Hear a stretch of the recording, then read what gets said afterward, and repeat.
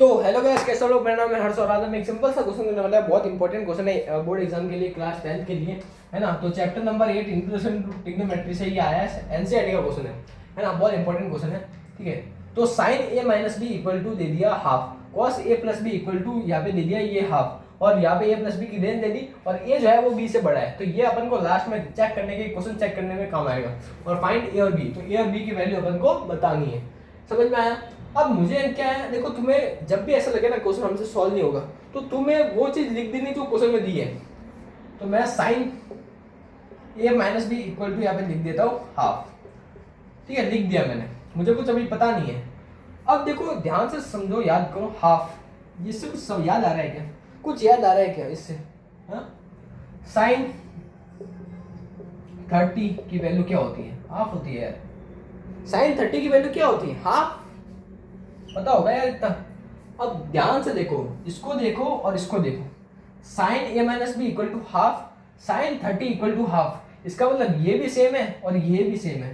तो ये जो है इसको अपन यहाँ पे लिख सकता हूँ। तो sine A minus B equal to आ गया अपने पास साइन 30, साइन 30। अब देखो फंक्शन सेम है, साइन सेम है, इसका मतलब ये है A minus B equal to 30 आ गया। बिल्कुल समझ में आया ना तुम्हें? A minus B equal to 30 आ गया। ये अपने आगे पहली इक्वेशन हो गया। अब इस पे आ जाओ। कॉस समझ में आया कैसे कर रहा हूँ? Cos A plus B equal to अपने पास हाफ है। Cos A plus B equal to half है।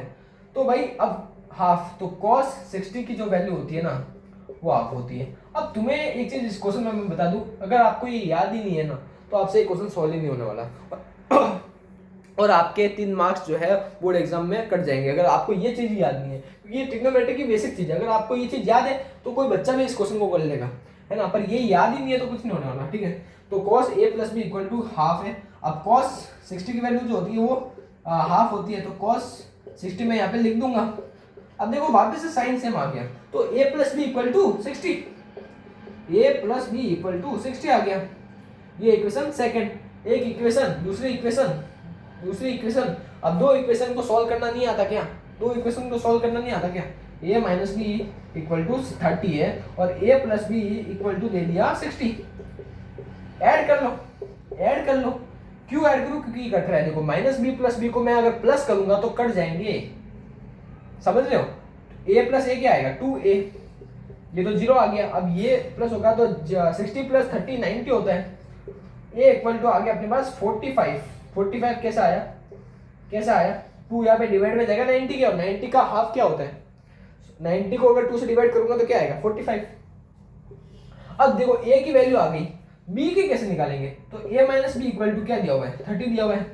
पुट कर लो, ये इक्वेशन है ना, इसमें पुट कर लो। तो a माइनस बी, तो a की वैल्यू 45, a की वैल्यू 45 भी है ना, a की वैल्यू 45 माइनस बी है इक्वल टू यहाँ पे 30 दे दिया।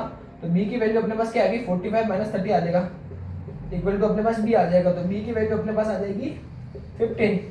a की, यहाँ पे a की वैल्यू आ गई, यहाँ पे b की वैल्यू आ गई। तो यहाँ पे अच्छे से लिखो, a इक्वल टू आ गया अपने पास 45, b इक्वल टू आ गया अपने पास 15। लास्ट में ऐसे बना के आऊंगे ना तो अच्छा इंप्रेशन आता है। अब तुम्हें एक चीज देखी, a जो है वो b से बड़ा था, तो a यहाँ पे भी b से बड़ा है, इसका मतलब अपना क्वेश्चन सही है। तो ऐसे क्या आप क्वेश्चन चेक कर सकते हो कि आपने सही किया या नहीं किया। तो एक बार वापस बता देता हूँ। Sine a minus B equal to half था, तो sine a minus B equal to sine 30, sine change है। तो भाई a minus B equal to function sorry same है, तो a minus B equal to 30। ऐसे कैसे? a plus B equal to 60। दो इक्वेशन को सॉल्व किया, a की वैल्यू 45, b की वैल्यू 15। आपके 3 मार्क्स जो है सीबीएसई में आ जाएंगे। और मैं गारंटी देता हूँ, अगर ये क्वेश्चन है ना एक भी सेट में ना आए ना सीबीएसई के, तो भाई आप चैनल अनसब्सक्राइब कर देना, ठीक है। ये बहुत इंपॉर्टेंट क्वेश्चन है और बहुत बेसिक क्वेश्चन है, ठीक है। तो अगर आपको ये वीडियो अच्छी लगी हो तो लाइक कर देना, सब्सक्राइब कर देना। बाय।